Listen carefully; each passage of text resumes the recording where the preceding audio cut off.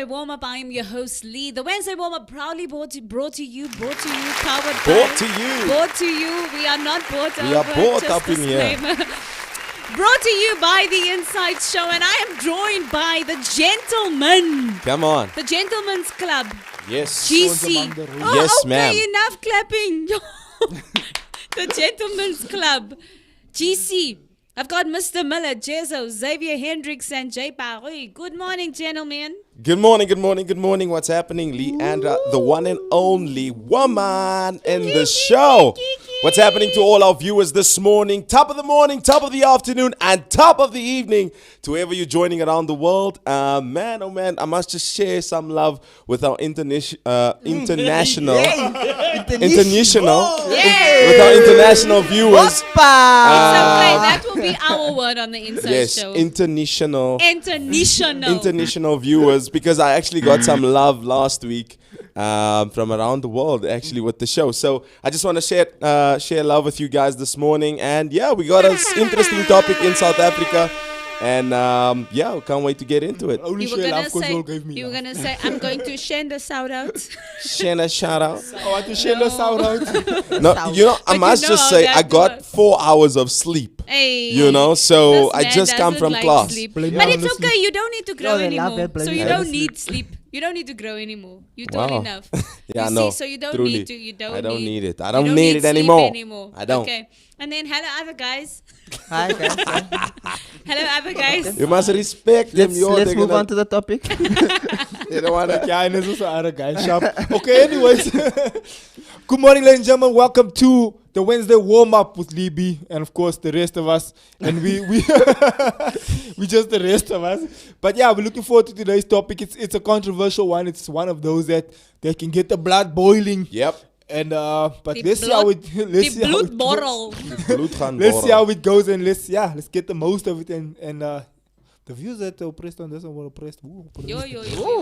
The views that are expressed on the show. Yes. The views of those who are making the views. Yeah, and do not reflect the views of the Inside Show or any other affiliated organization. Yeah. Thank you so much. That's the real thing. Okay, over to you, Jezo or Jay Paris. Jay, you can go first, eh? A little bit, man. Cam is on you already, but change. it's all good. What's happening? Hope you're good. It's a beautiful Wednesday morning. We're excited to be here. Like, ish. We said in the beginning, we're not going to agree with people. We're not going to say, yeah, true, like Mela said, or like Xavier said. You say your own thing here today. Say your own thing. Come up with your own thing. Own ideas, own Jay's opinions. going to get to the point where, like, for instance, Xavier introduced himself. Yes, I agree with Xavier. I'm also Xavier Hendricks.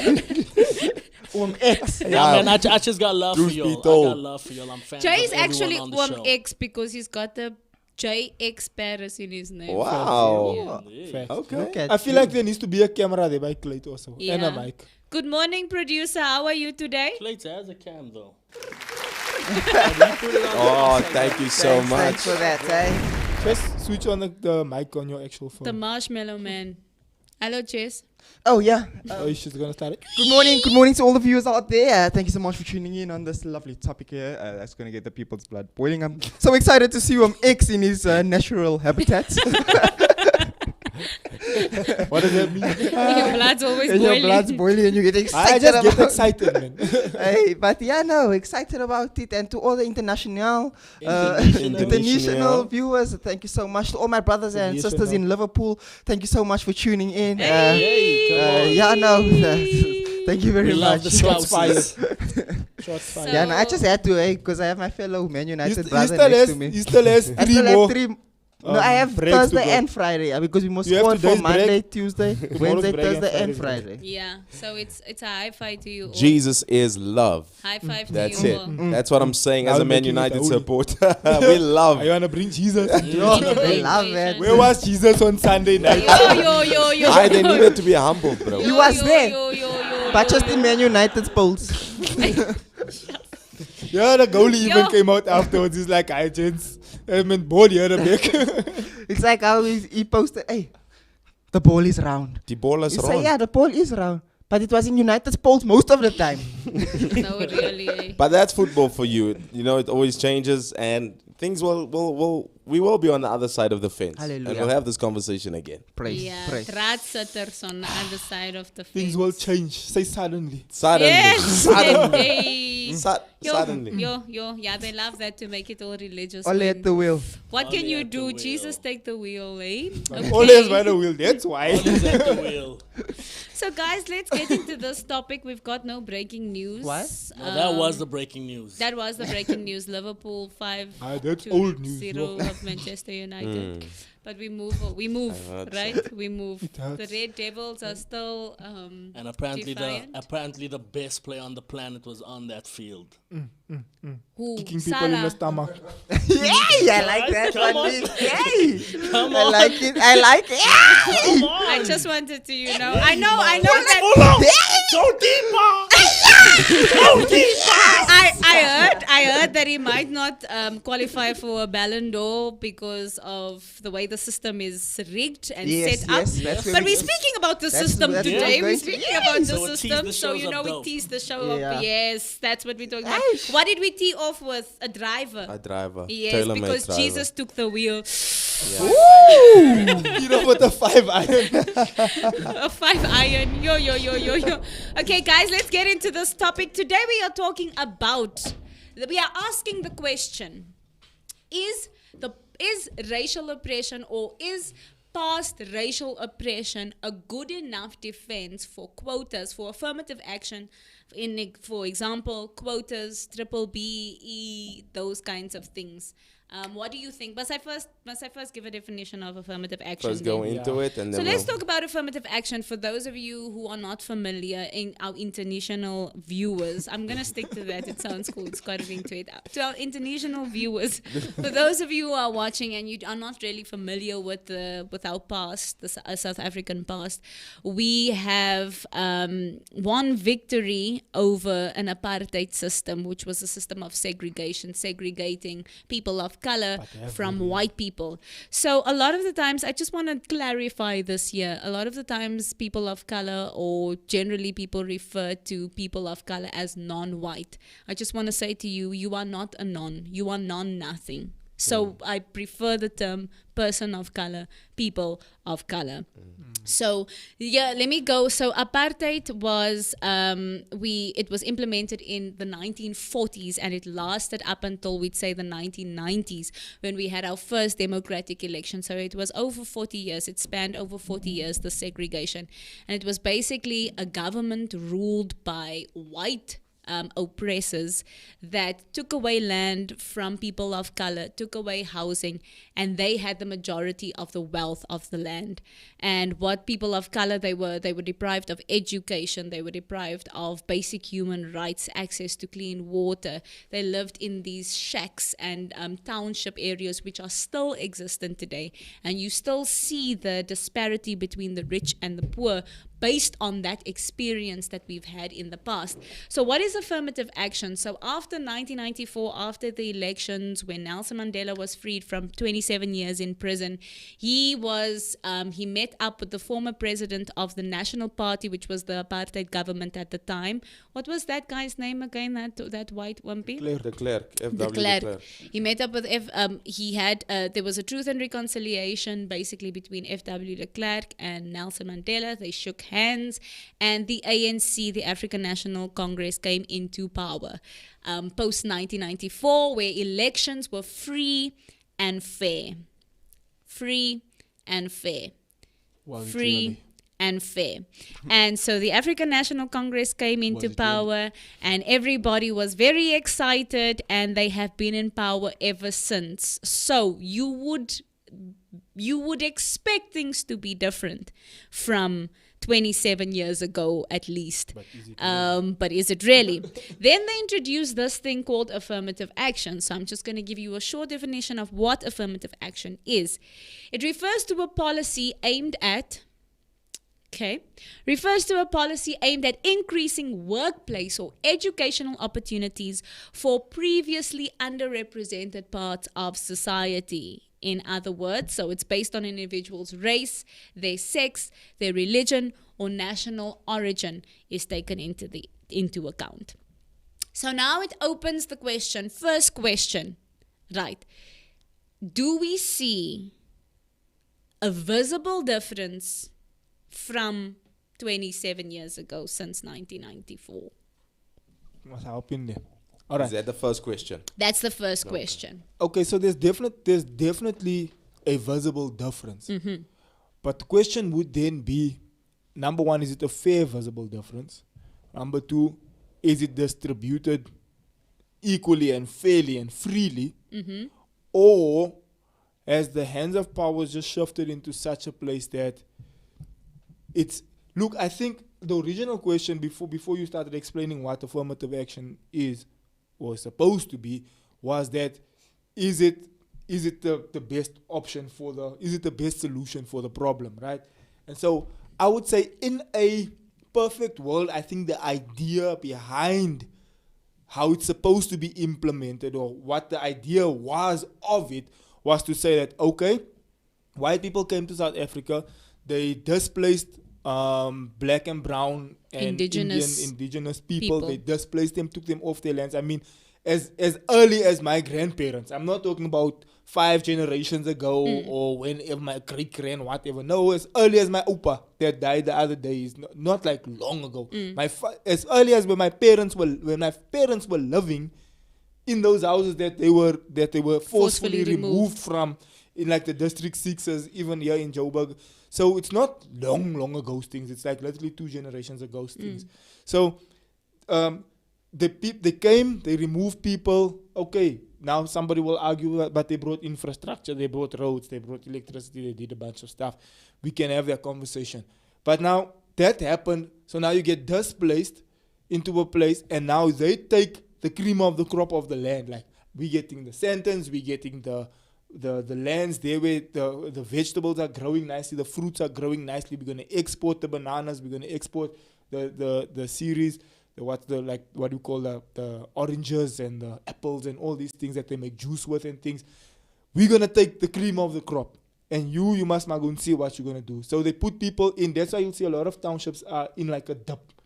Like you see Elders in like when you see it in winter time when that smoke comes across the whole area, you can even feel like it's like in a hole. Yeah. So they pushed people into like nonsense areas, and you must just see how you one exit survive. And one entrance. Yeah, one entrance, one exit, one road. So what they also did was the brown areas, they tarred some of the roads. The black areas, they tarred like only the main road, and then when you're going into the Kasi there, you ride onto the sand. So what they did was strategic to also cause now arguments between black and brown. So it was called divide and conquer, divide and rule. So if I can keep you all arguing there under about tarred roads and ground roads, you're all fighting there while we eating the cake here on top. You're fighting about the roads, but we'll keep you happy there under, but we enjoying the cake on top here. So what then began to happen was that when this happened, that in the 1990 and the 1994 and everything that happened with Mandela and the overthrow of the apartheid government, what was essentially supposed to happen in a perfect world was,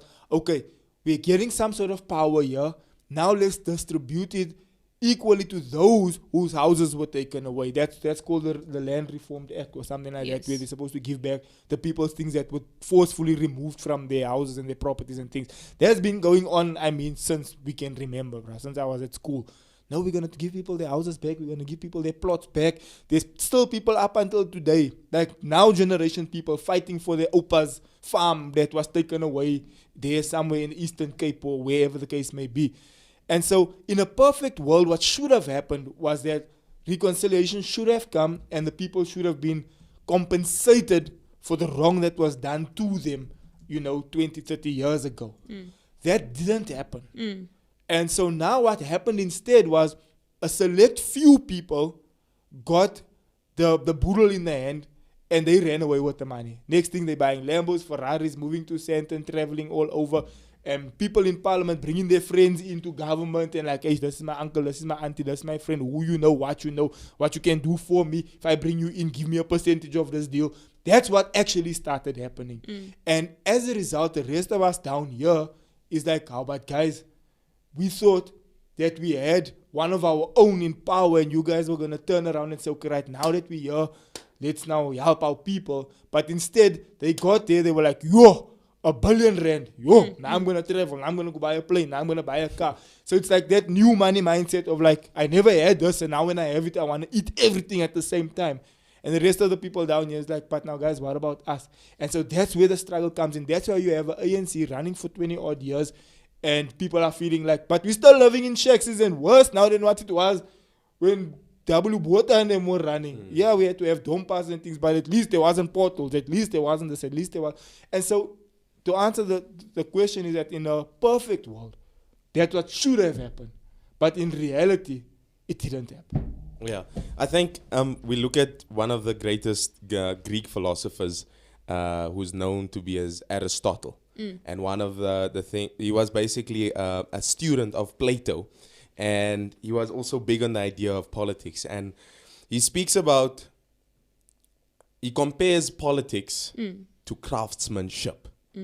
Now, the reason why he does this is because he places the emphasis on the fact that these people know exactly what they're doing. Yeah. It is that of an architectural design. What these people have so much knowledge that, and from the beginning of time, from when these, I think they were called the National Party. Yes. Since that time, before that even, these people were craftsmanship. They knew exactly what to do, how to do it. And the most important thing that they did was to keep the brown, the black outside of the education system. Because if we give them education, they're gonna know exactly how to combat this thing that we're busy trying to achieve. So now you have generations upon generations who has no wisdom, who have no education, and even genetically, if you go and look at statistics, who really finds it difficult to grasp concepts at the schools and stuff like that. We are struggling. If we go into El Dorado Park and we go and check how many of our kids are actually struggling in schools, but this thing has been passed down genetically because, you know, we just give them up until grade 6. After grade 6, your father had to go and work in a field or whatever. So they were smart. They were proper craftsmen at what they were trying to achieve and the goal that they were trying to accomplish. And to some extent, you know, in fact, to a large extent, it has succeeded. But I believe that that the narrative will slowly change. I also believe that we've only been given some odd years to be in leadership, and hence we have failed. You know, we have failed because we only had 27 years. Before that, we had the white people were given many, many years at leadership, failing at leadership, and that's why they became good at it. That's what I personally believe. They became craftsmen. They became craftsmen of politics. So we've only been given 20-something odd years. And, you know, with this direction that we're going in, I believe that things will get better, things will change. However, like Zyke just said just now, you know, in an ideal society, what was meant for us getting the freedom, coming into this new democracy, whatever the case may be, it would have worked. However, because of the craftsmanship behind the scenes, it just didn't work out. It was the setup. It's like a chess game. Everything was already calculated before the game began. And like you were saying, the way that it was, and this is what I want to get to next, because yesterday we had a conversation with Xavier's friend and we were speaking about craftsmanship. I mean, we were speaking about the system. And so I want to get into the system because you mentioned something quite significant. You spoke about education. And once again, the way it was set up, the way the system was set up in the segregated South Africa apartheid era, there was Bantu education, and then there was obviously your education that was reserved solely for white people. And once again, what did they do? They used language as a means to oppress, because they said that the mode of education, so if you do want education, the mode of education is Afrikaans. And majority of South Africa does not speak Afrikaans, not as a first, not as a second, sometimes not even as a third language, because they would speak their native language, which would be your Zulus, Xhosa, Venda, Tswana. Those are the majority of South African language, and then maybe English as a second language. And maybe not even as a second language, because maybe you speak Zulu and then you speak Xhosa, then you speak Tswana, as a third language, then you get to your English and Afrikaans. So already there, they segregated people. Again, the system was set up in such a way to keep people oppressed. So, okay, fine, we'll give you education. So basically, it's like dangling a carrot in front of a rabbit or in front of a animal and saying, here we go, come, all the more closer. And you're seeing the carrot and you're like, wow, they're doing something good for us. But once again, the way the system is set up, it is to oppose, it is to oppress. So then it begs the question, because Alden, you said that we've only had 27 years in leadership. But now, the way the system is set up, because I feel that a lot could have been achieved in those 27 years. I don't think time was the issue. Because also where you look, where we are technologically, where we are culturally, we are progressive. It's constantly. We have exposure to all those things. Globalization has made the world smaller for us. But even in first world countries, there's still oppression. What is their excuse? You know what I'm saying? So for me, the issue is not the time. The issue is not the means, the resources. The issue is that the system is still at play. It's just not it's not, how can I put it? I'm not even going to say it's not policy, because it is policy, because it's even in legislation, the way the system is set up. Legislatively, legally, it's been set up in such a way that you still get the short end of the stick. So now I want to ask the question, and I'm first going to throw out to Jesse and Jay, in terms of, we've had 27 years already.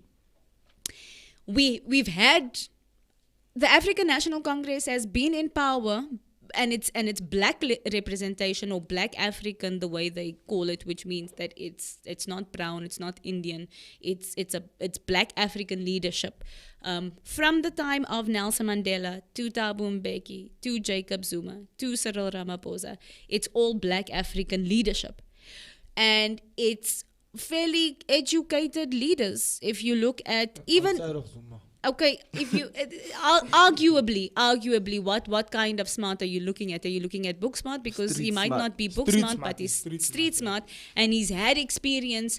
He's been since youth, since a wee young lad. He has been in the ANC. You know what I'm saying? So he understands the struggle. So he's street smart. So he understands politics probably better than a doctorate student that understands politics. Okay, so because he knows the truth behind politics. But now you look at Thabo Mbeki. When he was in exile, he went to the UK, he got his education there. Even Cyril Ramaphosa, he's an educated man, including Nelson Mandela. They are educated guys, they are educated lads. But do you think that they are just poster boys? And that's the next question, because now you've got 27 years, arguably intelligent guys that have been ruling, educated guys, but you've still got a situation where things seem to be getting worse for people instead of getting better. Do you think we blame the leadership, or is it the people, because of the fact that they don't have that level of education?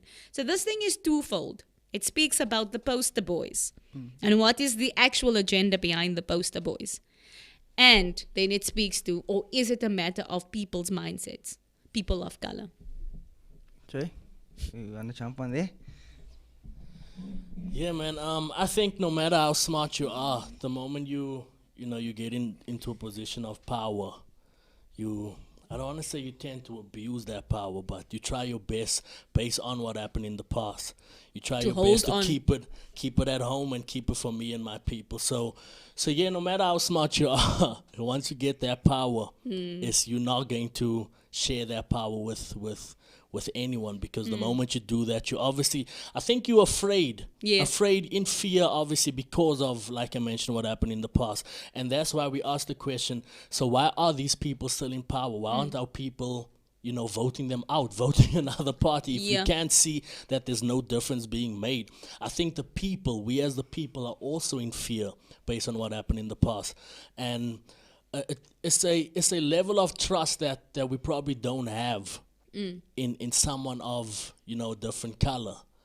I think the past has really kind of messed our mindsets up of what might take place in the future if someone else, gets into power. Chase? Yeah, with me, when you look now at Nelson Mandela, when he obviously now came into power, all that, I feel like there also it's a difficult one because at that time, yes, he was into politics and all that things, but now you're running a whole country again at the end of the day. It's something new to him as well. So you also couldn't expect him just to do things overnight. But yet when you now go over to like your Thabo Mbeki's and your Jacobs and your Cyrils now, I feel like as difficult as it is to say that, as you look at them now, they could have been poster boys that were literally just there.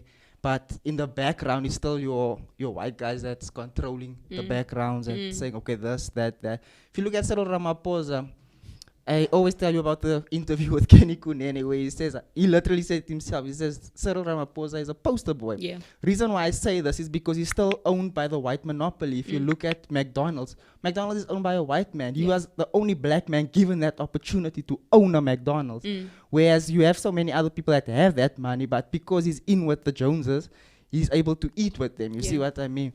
So I feel like when you look at the president of today, he is a poster boy in my personal views. He's a poster boy. And when you look at the things that he's doing for the people, this whole past 3 weeks we've been having politicians in here. Every single one says the same thing. He doesn't care about the people. He's literally just there to make his pockets big again. And in the past, it wasn't as bad as what it is like now. In the past, they'll at least do that where you said with the carrot and they try just dangle you along. Now it's blatant. They don't even do it anymore. Yeah. They just don't care anymore. Yeah. They're just doing their own things. And it comes down to where I think the power. Like JC said, literally just the power that the guy has. But at the same time, it's not him that has the power. It's the people that's behind him that's controlling him. Yeah. The puppet masters Who's that voting, has bro? the I power. think that's the And yeah, case. it comes down to the people as well. But like I said, it's getting to a Yeah. point now where people are kind of fed up with the situation at this point in time. It took very long for us to get there because you could see the problem all this time. But it's finally at the point now where people's like, okay, we're actually starting to see the true colors. And it's like you say, the true colors will always unfold. And that's what I feel Weren't is we happening. kind of fed up with past leadership as well? Yeah, bro, but I think We were, but it's like I said, the carrot, they still dangle the carrot in front of them. And also you must remember past leadership, you didn't have this new generations that's coming up now.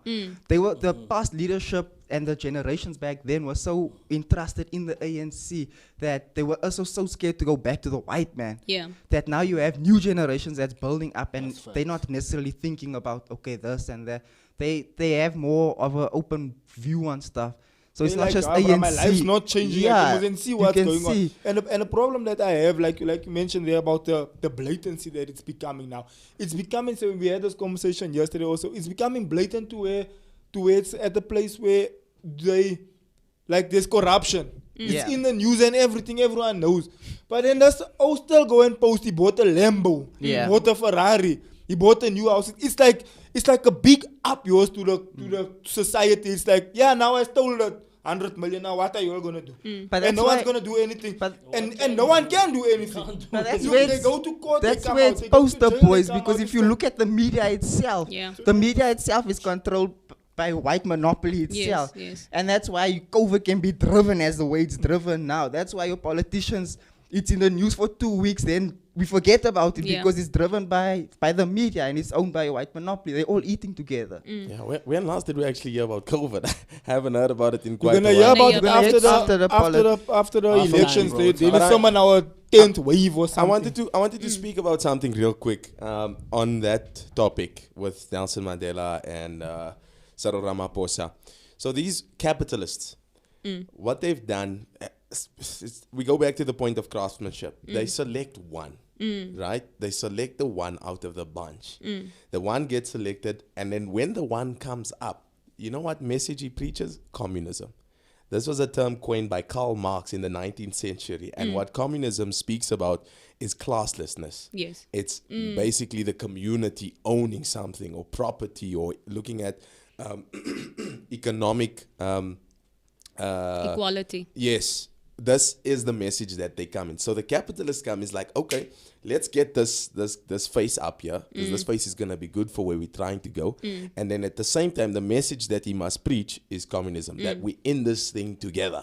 But then we actually see it in practice where it is not a real thing. Yes. You know, these terms get thrown around: communism, capitalism, what, especially when we are doing these parades, political parades, in order to get the vote. We say, yes, we'll fix the streets for you. We'll fix the lights for you. Democracy, Yeah, your vote democracy. matters. Your Yeah, I vote don't know is if you your guys- voice. Yes, I don't know if you saw that in the Western Cape, the DA leader was even singing Amapiano song. Yo, I John even John forgot- Woolligate.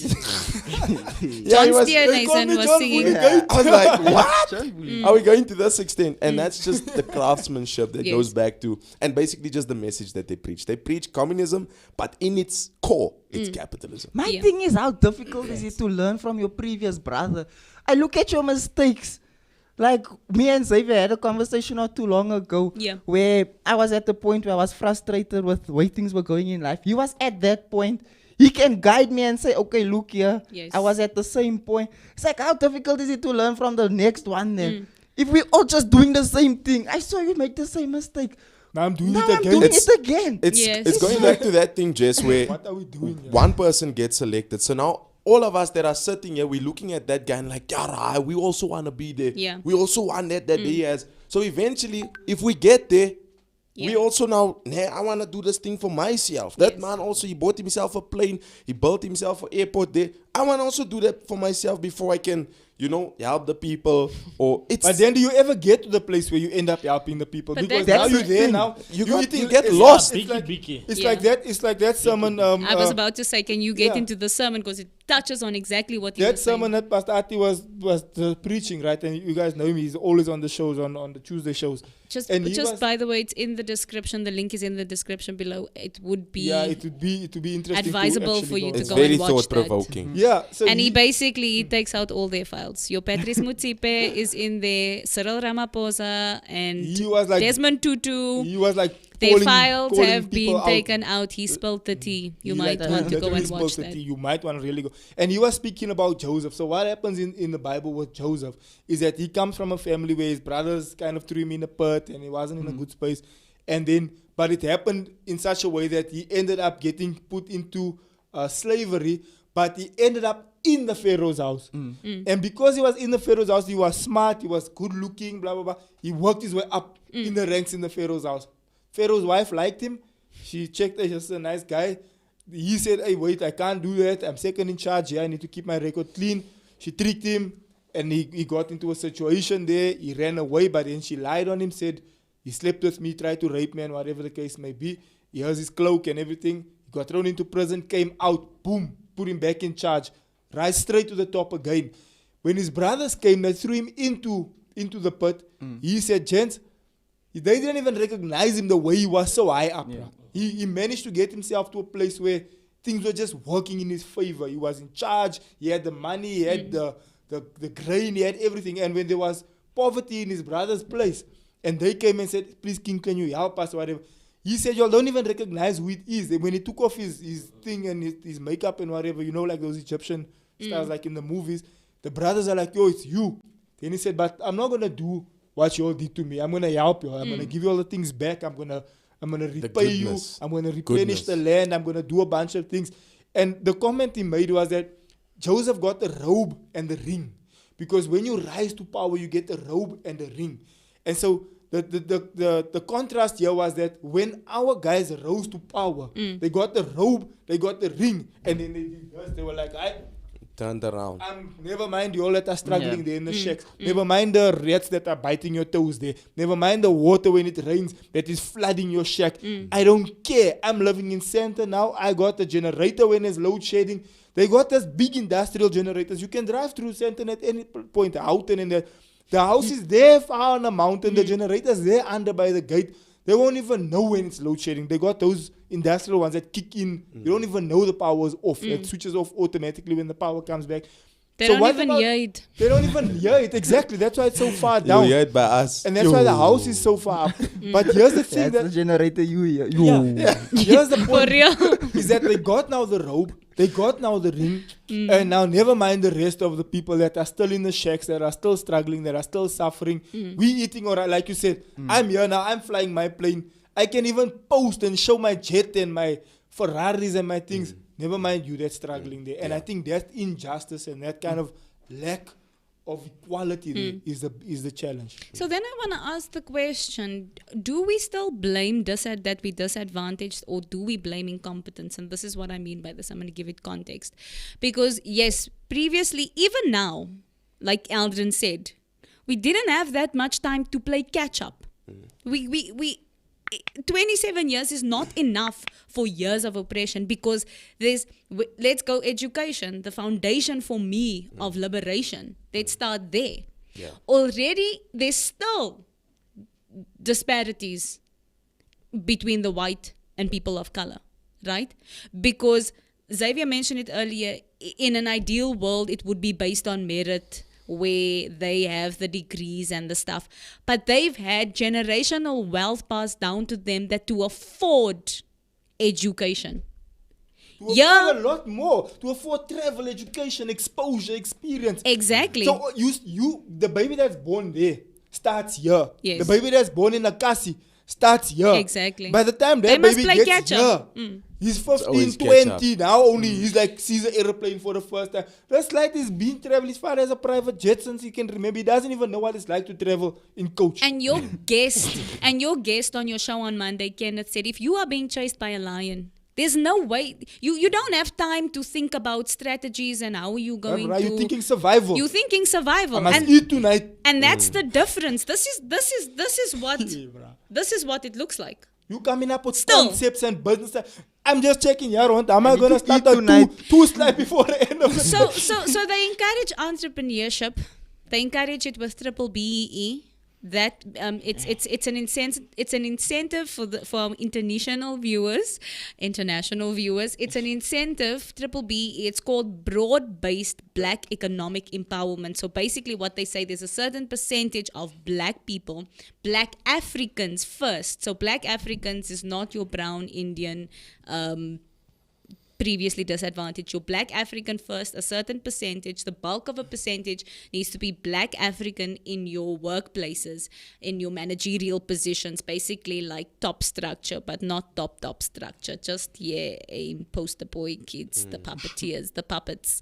And then you get your colored, brown, Indian, your Asians Which don't need is it. essentially flawed. Asians don't need, but we're gonna get To to the that. core. We're gonna get to that now. But now you have that situation with triple BE, and they say, yeah, but we give you triple BE. It's broad-based Black economic empowerment, but they don't give you the tools. For instance, they say we fund entrepreneurs, Black entrepreneurs who want to start their businesses. We give you the funds, but they've already set you up for failure because they don't give you the tools on how to run a business. So Julius Malema, the extremists, the EFF on the other side, they just say expropriation without compensation. So they mean take back all the lands. Never give mind it to if we who? know how it works or not. Never mind knowing and having an understanding of agriculture. And I'm not saying that they don't have plans devised, because that is the narrative that the previous oppressors use. Yeah, how do you even know how to cultivate the land? Julius Malema is not stupid. Let us just put it out there. The people sitting on his leadership are people who are educated. They've got doctorates and degrees, and they advocates and so forth. So I don't think he does not have a contingency plan. And I'm not going to buy into that narrative either. And I'm not going to support that narrative that says that if Julius Malema takes over, that he's not going to have a plan to cultivate the land.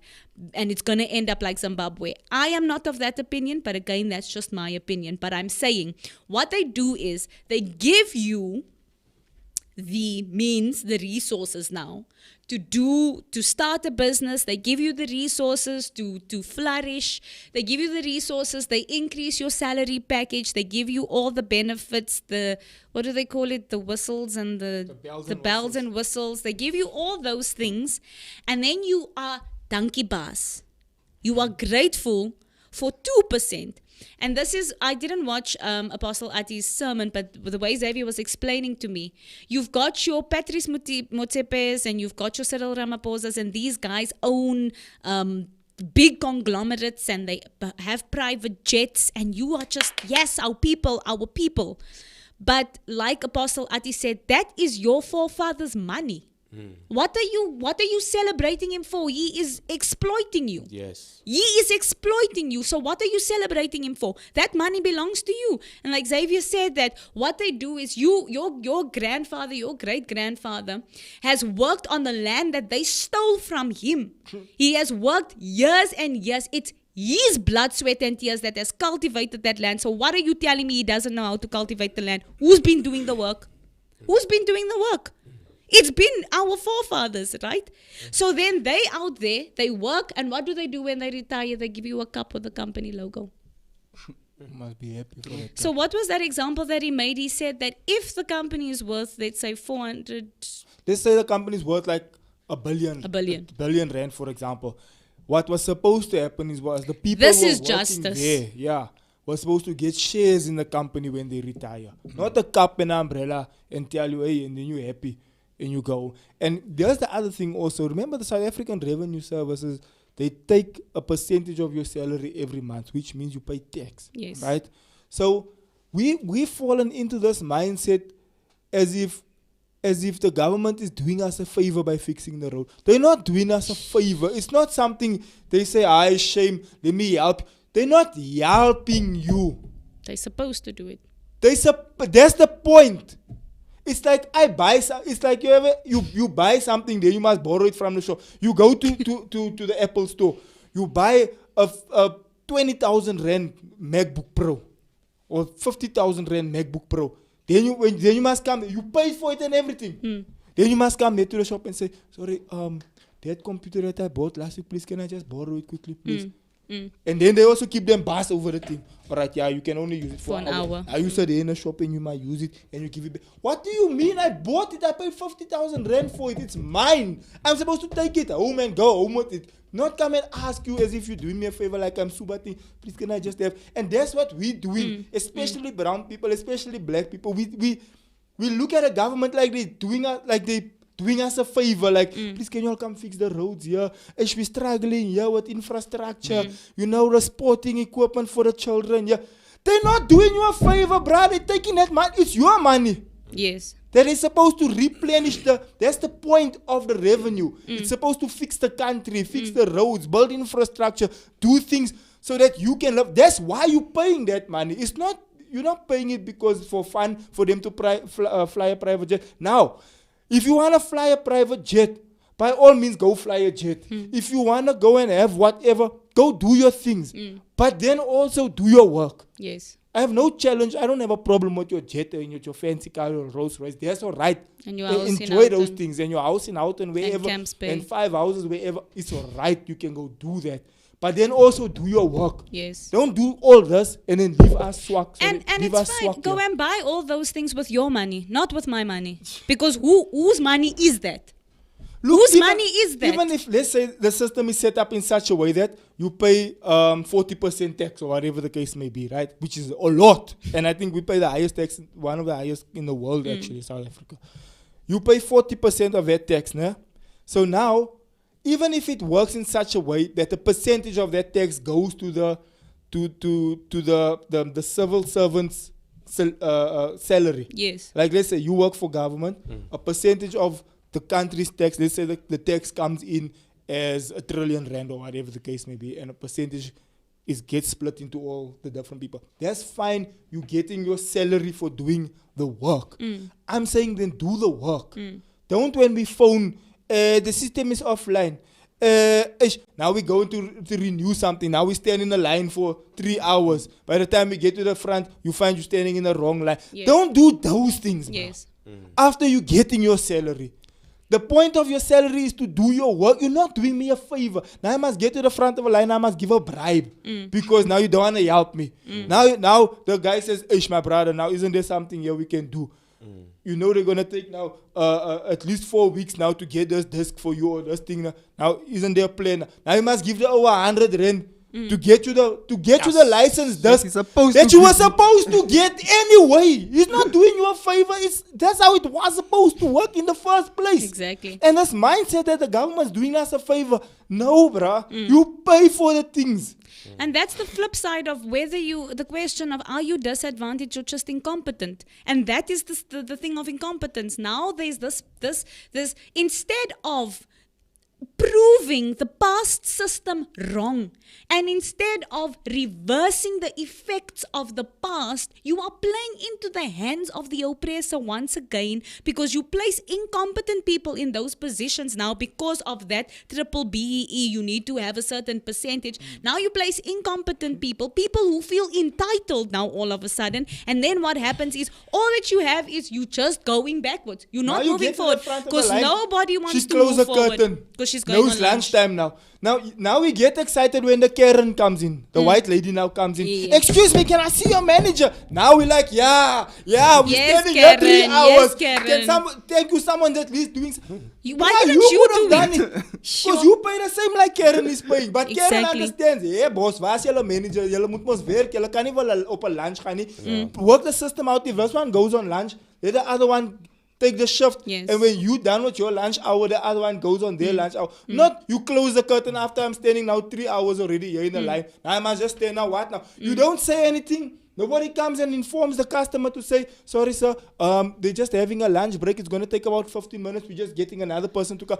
They just leave you standing there. Now you're also wondering, and then now must I now go home? And isn't it strange to you? You're Isn't it closed. strange to you that the Karens, and by Karens I mean like for instance the white people, will stand up in instances like this, right? Like something like going to where they are affected, because now their pockets are affected because time is money. Like let's say that, but when And it your comes to convenience is affected. and your convenience is And I affected. need to pick But up my when it child from school. but when it comes to bigger humanitarian issues, the Karens of the world step back and they're like, it's not my problem.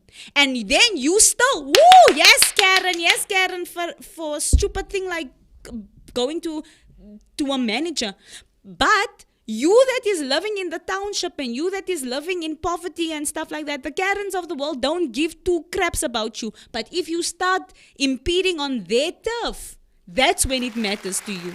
So for me, I think it's a mindset thing.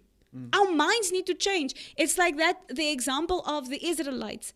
Moses brought them out of slavery by the hand of God. First and foremost, it wasn't a man, right? And so we were brought out of slavery. I always compare our situation to the Israelites living in slavery in Egypt. The Israelites built that infrastructure. So when you're saying, yeah, but the infrastructure's better now and they brought this and they brought that, They on built whose it. backs? They On built it. whose backs? And the thing is, who coined? Because it's a lexicon war now. Now you coin the term of this, that, and the other. We didn't have language to it or a universal language. There wasn't an English word for what we've already been doing. But now because the oppressor, the white man, the white woman has said it, it's But is it the not- holy grail, right? But on whose backs was that civilization's built? It was on the backs of the slaves. So if there were no slaves, how were you going to have that But is it infrastructure not in in the your first best place? interest to keep the slave dumb? Because here's the thing. And what does the slave do? They want to But go that's back what to I the said slave in the It's in, your beginning. masters. it's in your best interest to keep him dumb, because you know to say this company is making R1 million a month. And you know you're paying it over 5,000 rand. So now if that start understanding to say, Eintlik Russell is making R1 million a month, he's paying me 5,000. And I'm the one doing the job. You know, I will speak about this experience, and ever since this experience, people in my family knows me as the one to come and fetch when we have to exchange products. One day, went to go and buy a floor there's shim. that one in the family. Yeah. There was a floor shim that I went to go buy for my brother, and it was a white owner of the store. And they bought the wrong shoe. We went back, And that guy was like, from the get-go, I told my mother, I said, Ma, get dressed. I'm getting dressed. I had to dress a certain way, put on my blazer. I went to the store, get there. The guy's like, no, we can't do this. But in the beginning, before I even left, I looked up the Constitution, the Customer Protection Act of 2006. I pulled it out. But again, that's knowledge. There we You go. must come in I with a knowledge. took There we go. I'm telling you, that guy was giving me trouble, man. He says, no, I need to get money now from Greece. They need to send the money from Greece and this, that, and the other. I said, hey, Baba, according to the Customer You are here Protection in South Act of Africa, don't tell me of 2006, Greece. subsection B, Yes. it states that I'm entitled to a full refund of this thing. And I want it right now. You know what? After that, he saw, this guy knows the Constitution, yeah, knows the there Customer we go. Protection Law. Okay, he tells me, give me 15 minutes. Not even 15. I left the store. 2 minutes, he called me back. He says, come and fetch your money. But that's the thing, they prey on your ignorance. Yes. They know to say, Yes, this they one doesn't keep you- know. This one is now just going to keep quiet. Now,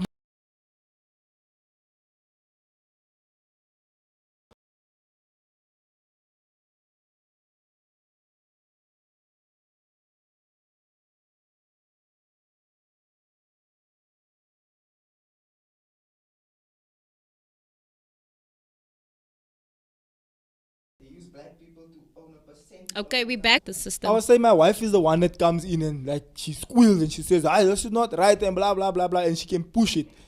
And then now the people start getting irritated with her and then later on they don't. But then we play like good cop, bad cop. Then I go in also. Then I say, look, constitutionally, you don't want us to make us think about us now. Let's just sort this thing out before it becomes something wrong, before it becomes something bigger. It's unnecessary. Let's sort it out. Yes, Mr. Hendricks, I understand. And then, but it's almost like this, kind of like, okay, you squeal, you fight. Then afterwards I go in and I say, okay, look, let's leave that us one works, thing. that. Let's leave us thing. Because now, if we're going to go now and make it, and now they go on your social media, they see that you have a big following and that, and they're like, it's true now. That's why if he now puts this thing here, it's going to give us a bad rep. We don't want that. But you made an interesting point, and we spoke about cancel culture. And remember, I said in that show, in cancel culture, that these things, like for instance, the cancel culture, the fear of being cancelled, has kept people accountable to a certain extent. And let's take, for example, the sport industry. The racism is rife. But nobody says anything because their pockets are going to be affected. And I think this is the reason why people are so scared of speaking up, because they're scared if I say anything, even in the workplace, you're scared to speak up against injustices and being exploited. Because why? You know that, and this is what your employers know, those on top, the CEOs, they know that you are scared to say anything because the job market is bad. The unemployment rate is so high, there's no jobs and but. So they play that card all the time. They don't need to say it verbatimly, but they make it known to you some way or the other. So what you're scared to speak up for your rights. You're scared that if you say something, it's going to affect your pockets. Let's take the example of Paul Adams, one of the former South African cricket player. And he came out recently saying that how he had to endure racism, and then a number of other black, African and brown people were also coming out in Cricket South Africa that was saying like, there were these incentives now because obviously there's the quota system in sports where a specific percentage of black players, first black African players and then the rest black as in colored Indian players, need to be considered for positions, which is the topic for another day also, the disparities in that number. But then you've got a situation like that where Paul Adams was like, they refer to him as brown stools. For those, because this is a family channel, so they refer to him as brown stools. That's how they used to call him, the white players. And they would make these snide comments, the undertone of racism. You can pick it up. You can pick it up like, and you can feel it also. You're like, okay, I don't belong here. I don't belong here. I'm not racist. I mean, when I was living in Cape Town, we went to this small little pub, right? It had this township vibe. It's called the smallest pub in Africa. So it's like a little hockey kind of a pub thingy. And we went in there and there were 3 white ladies sitting there having drinks. When we walked in, the atmosphere immediately shifted. It changed. They looked at us to say, what are you doing here? 2 white ladies got up immediately, left their drinks there and walked out. The other lady said, "Ek sit hier met kaffersie." And she walked out. That's the K word that I was referring to. It's equivalent to the N word. But this is the thing that I want to ingrain in people of color's minds. This is what I want to ingrain in your mind. Yes, we're always going to have a race issue. That's not going to And change. you come find she's a Christian woman. Probably. She claims Yes, Christianity, walking but in, it's You fine. find them, It's bro. more space for it's me. true. You find It's them. but that's the thing, she Jess. doesn't That's the attitude that, and I was speaking to Xavier yesterday, what we need to train our kids with.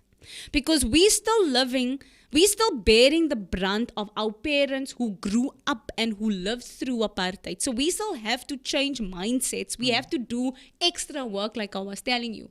But what we need to do to our children is, irrespective of a race, we need to teach our children to be proud of who they are, confident within themselves. That if an instance like that happens, we don't take offense. Yeah. That is that woman's burden to bear. But like by the holiday places you come, then the people get out of the white people get out of a pool and things like that. But that's It's their like burden to bear. But it makes the experience unpleasant, man. I You get feel it. like, oh, I mean. But think about We it, even Xavier. left, remember that when we were at Bad Plus, we ended up leaving. Yes. We were like, I mean. But here's the who thing. wants to now have a holiday But like here's the this thing. now? Are we going to continue playing into their hands so much so that our children have to go through the exact same thing that we have to go through? Are we going to continuously feel less than? Are we going to continuously feel like we need to compensate for something? Compensate for what? What are we compensating for? For the fact that we've got more melanin. Is that what we're compensating for? What are we compensating for? For the fact that we are the indigenous people of South Africa. What are we compensating for? Once we can start to change the mindset here, like Aldrin was saying, get knowledge. Know who you are. Know your history. Know your identity. Not this books that the white people have written about us and what they've written about South Africa and about They your purposely omit certain elements of really to keep history. you in the dark, yeah. Majority of your history is omitted, and what you do is you just go with that narrative. It's been indoctrinated, and that is why the apartheid government was so successful. That is the reason why Nazi Germany was so successful. It's because one guy has this idea of what it is to live in an Aryan society, a perfect world, which is completely flawed because, hello, there's melanin everywhere. That man Unfortunately. didn't even have blue eyes himself. And he didn't even have blue eyes and blonde hair himself, but he used people's ignorance in order to create division. It's divide and conquer. So what we need to teach our children, what we need to teach ourselves going forward is to find confidence in who we are. And I'm loving that is happening. I'm seeing it more and more now. Big ups to my black brothers and sisters. You guys are taking up space, and that is what brown people need to follow suit and stop saying, yeah, it's because, look, black people have all the majority and black people get this and black Africans, and stop doing that. Stop playing back into the hands of the oppressors. We need to start finding confidence in ourselves and saying that we belong here. Take up space. But we must take pride Take in up who we space. are also. I spoke to somebody the other day, and their parents were very much into this koi and blah, blah, blah. And they were embarrassed by their parents. And I actually kind of rebuked them. I was like, no, man. You mustn't be embarrassed. You must understand your history. Because you know, bro, how much confidence comes from knowing who you are. You come with that mindset to say, I know I am. I know who my opa is. I know who my great But opa that's the is. thing, broski. Before gives you confidence. we, bro, can even go out there and make a difference, bro, we have our own issues within that we still fight. But that's why we say you must we come need to to- terms with yourself. But it's like Xavier said, that's where it stems from. It's because you are not confident in who you are. That's the reason why we can fight each other, because we aren't on the same level, And be jealous of each mindset. other. This one, oh, he's now living there. Oh, he's now driving this. Oh, it's like, why are we jealous about each other's success? We're supposed to say, yo, we pushing now, bruh. I saw Mala just bought a new car. Yo, Mala bought a house. He's living Amen. out I there and there. receive in Yo, Jesus' name. we must push each other, bruh. We Yes. mustn't be like, Amen. yeah, can you now see now? You want to keep him better. Aye, man, what is that? Aye, Chance, what is that now? So we've run out of time, but we're going to give closing remarks because we didn't even get into the sports Side of things. Side of things. Because I think there is where we experience black apartheid, Yeah, definitely. So, And but Especially white in the- football. But even in the cricket and rugby, that's also still white. exactly. In the football is black. But closing remarks, guys, in terms of, and this is what I want you to close with to answer the question of, do you think racial incentives or affirmative action? Because I did a poll, let me go through the poll and then I'll give you guys an opportunity to answer. So the first question that I ask is years of racial oppression a good enough defense for quotas? Like, for instance, in the sports field where you need to have a certain percentage of black players and coaching staff and so forth. 55% said yes and 45% said no, it is not a good enough defense for quotas. The next question I asked was, when it loads, does quotas in sport or racial incentives, for example, triple BE, correct the past wrongs or hamper the future? 33% said it corrects the past and 67% that it hampers the future. People don't agree actually. So I want to ask you guys the question, do you think that racial incentives or affirmative action corrects the past? Because let's ask it in like this. What else are we going to do? If your answer is yes, it corrects the past, or no, it hampers the future. If your answer is it hampers the future, then you must give an answer to what would you say alternative to affirmative action to correct the wrongs of the past, and in order for us to play that catch up. Let's go. Well, for me personally, I think if there's a black economic empowerment, BBB, triple BEE, for the black people, let us have one for every race or ethnicity in the country. Because now you're even starting to see, I'm serious, let us, Cut it in the middle and split it equally, he says. yes, no, but I'm saying let us have one for every race or ethnicity, for colored people, Indian people, white, because now we're also starting to see a lot of white poor people. If you go here by, what is this place name here? No, I don't know. no, I'm telling you the honest truth. yes, I You start know. to see a lot of yes, Bella Vista. Yes. They across the road from I know. Eastgate. Yes. I'm There's a saying, whole, like, let us play. shacks Let there. us be equal, man. Indian people also. There's a lot of but Indian people people that are are gonna say, struggling. they have a Let chance. us no. So, right. Let us be equal, bruh. Let us have this empowerment, affirmative action for every race, for every ethnicity. Let us have that approach, So and then let us equality. let us have. So that we must approach. level the playing field. Let us level the basically. playing field. Don't tell me I'm scoring 2 points here while applying for a job because I'm brown, and then the black person is scoring 10 Comments, He's saying okay. Comments. 10 points, whatever the case may be. Let us have equality across the board. In land gonna be appropriation, applying to get a farm, applying to get this, that, and the other, applying for a job. Let us have equality. So what across happens the to board. the land that was stolen? What happens to that? Must you That still must be that must be reappropriated. okay That must when it comes to issues of land, that must be reappropriated. to They the must be right given back, recipients? or they must, to the right either it must- recipients. Either it must be Yes. given back to Or the let us original split it. people, or what's they must split? give us, or they must give us a new place. But you see, there's cultural issues. If you must give my old place back. That's where my opa died. This is where we buried my great grandmother. Blah, blah. So there's that element also of And that. then that element of incompetence comes in because Hi, now we're guys. gonna give it back to incompetent people. I'm gonna stand for equality. Equality for I don't you. want to see other people struggling the got way you. I struggled. I Yes. want equality. Okay, cool. Cheers. Gonna get into the comments. Okay. We have Clayton Gomez showing some love up here in the comments. He says, I think this is what Xavier was talking about. They don't have money. It's all our money. We are the taxpayers, the workforce of the country. Laudestine Boyson says, they use black people to own a percentage of the company shares and still pay them peanuts for using their names. For We real. think we are benefiting, but the white man knows just how to manipulate. Keegan says, I would like to know how life was before 1964 in South Africa, where non-whites were thriving of in colour. business. People of color were thriving in business and owning owning land. land. And then what's that last one? Basically, pre-segregation. Basically, Yeah, like pre-apartheid and all that.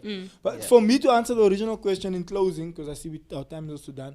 But to answer the original question, I think in the way it should have worked out, it maybe can be a good idea, but not with flawed individuals that go there and just go and say, "Yeah, money." Don't worry about the rest of y'all. I'm here now. I made it, Mama. I made it. Never mind the rest of y'all. Because that's the issue we have now. Those who made it are like, I'm alright. I don't worry with you. If the proper people actually that good, like that came there, let me say, there must be righteous people. Yes. People who want to see other people. Like succeed. Mukweng. Oh, Proper God bless people. his heart. Not those who, when Mother I now have the Teresa. money, I don't worry with you. Mother Teresa. I got the robe and the ring. I'm not Now worried I with am you. out. Deuces. Yeah, that will be my closing. Jay, for you? Yeah, for me, I just want to say this for what it's worth. This coming Isaac. Monday, I'm getting up and I'm going to vote. And I encourage people to do so as well because it's cool that we can speak. Ons Paisani, Ons man. Baizani, bro. It's cool that we can speak for our people and say this and that. But when it comes down to voting, you Yeah. ask them, hey, did you register? Did you vote? No.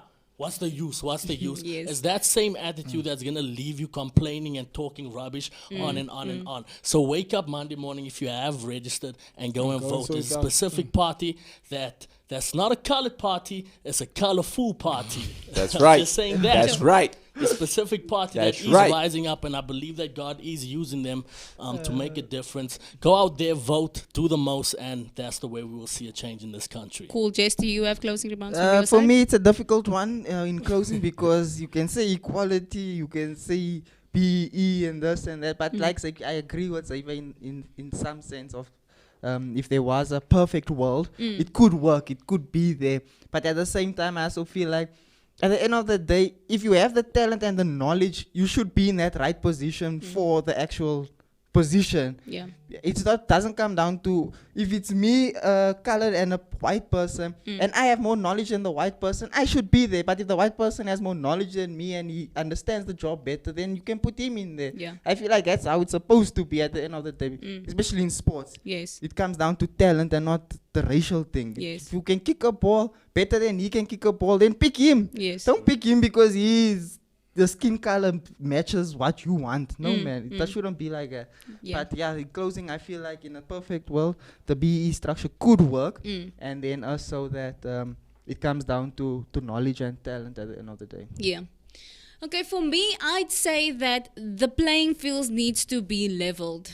And we cannot get a leveled playing field if we're going to let people who are here continue on the same trajectory that we are all continuing on who are down here.